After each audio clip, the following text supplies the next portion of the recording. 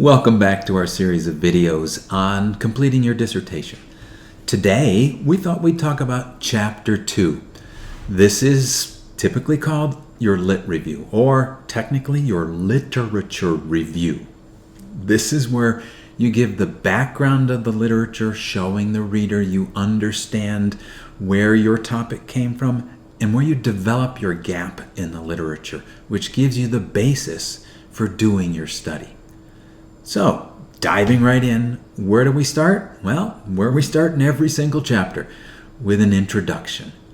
A little background on what you're doing, maybe a little talk about the topic again, or the, questions you're going to be asking. Then we fall into a section which I'm going to call Literature Review Process. How did I find my literature?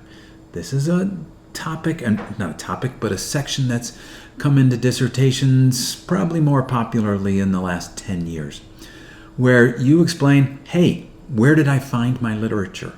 What databases did I search? What key terms did I use? Just to let the reader know that you did a fairly exhaustive search of what's going on. Now next, your theoretical or conceptual framework.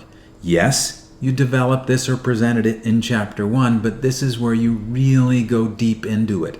So if you're using something like, critical race theory, you talk about its origins, where it developed, and how it's being used now. Maybe 4 or 5 pages, but you really get to go deeper into things. Next, the real meat of your Chapter 2, the literature review of your topic. Showing the reader you really understand it. So, if you're going to use a variable or a series of variables, you want to provide support for those variables using literature to back them up.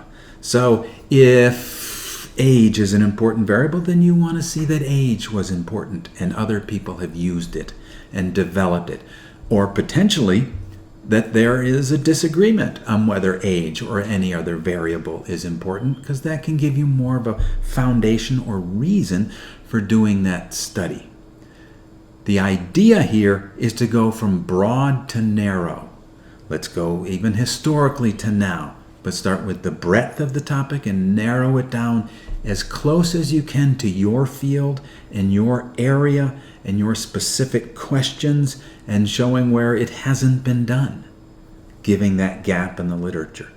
Now, one thing to be careful of, something that many people call a string of pearls, meaning don't just start with literature and cite Jones, and then cite Smith, and then cite Robinson, and then cite Rubinsky, and then go to the next chapter. We want to see that you understand where Jones and Smith and Rubinsky and others fit, and how they agree and how they disagree, so that you are synthesizing this literature so that the reader knows, they really understand what they're doing. Finish this up with a summary. Tie it all together. Summaries in Chapter 2 can be longer than other chapters because you're summarizing a whole bunch of literature. Okay? Some schools say your literature review should be 30 to 50 pages. Longest one I ever saw was 280 pages. A little bit too long.